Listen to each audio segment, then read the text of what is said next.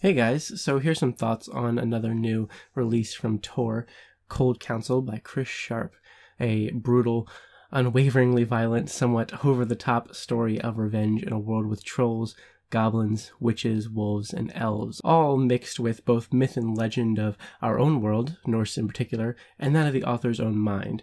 Fantasy so dark it almost loses all substance to the void immorality it creates, but not so much so that it's completely a lost cause, often because it doesn't ever take itself too seriously. We follow Slud of the Bloodclaw clan, of which he is the last living troll taken into hiding by the witch Aunt Agnes after the elves' brutal slaughter or genocide of the Bloodclaw clan.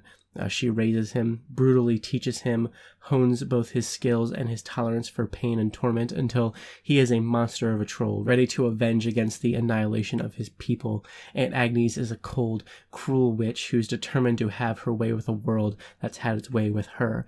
The enactment of her revenge by Slud is the cold counsel to which the title refers to. On a day when Aunt Agnes believes that Slud may be ready for this great task, their modest hut in the iron wood is attacked by goblins who believe Slud and Agnes have trespassed on goblin territory. What follows is a bloody, savage campaign that pits Slud against any and all creatures, goblins or otherwise, that get in his way. And this is a story that's as straightforward and propulsive as they come, but not necessarily much more than that. An energetic, morally questionable, entertaining for the most part, revenge plot that is somehow both balanced and barbarically madhouse at all times. We see from the perspectives of many different characters, all with ranging mental stability, as they kind of coalesce in some bloody manner or another into the climax. The main character, Slud, is arguably the least developed character out of everyone. He's just kind of a brutish killing machine bent on the destruction of whoever he sees fit, and he'll get what he needs regardless of what he has to do to get it. It's kind of hilarious at times, really, how nonchalantly he chops his way through hordes of enemies and out of difficult situations. He endures it all with what I imagined to be a big, goofy grin on his face, as his demeanor just suggests a state of constant amusement at all those who dare to go up against him. He's not much more than what Agnes taught him to be, though he does, for the most part, hold what she's told him as infallible truth, and seeks to do right by what he's been told is right. His disposition is that of a jolly, murderous mountain man, and not much else. And it's interesting that that's the case, as because of it, the story, though it seems to be focused entirely on his end goal, really becomes more about all of the players involved in this plot against the goblins. Well, this specific goblin clan, which calls itself the Rock Wolf clan. We see from the perspective of a few of their members, specifically their conniving, unforgiving, lunatic leader and a small, unassuming goblin called Dingle, who finds himself enraptured with Slud from the get-go and has this distinct desire to betray his clan and follow him. Plus, we see a bit behind Agnes, who very obviously has more going on than she lets on and is pulling the strings behind this whole plot even more than what's evident. There's the talking king of wolves, Luther, whose pack is disgusted both with the Rock Wolf clan and the wolves they've enslaved/conditioned.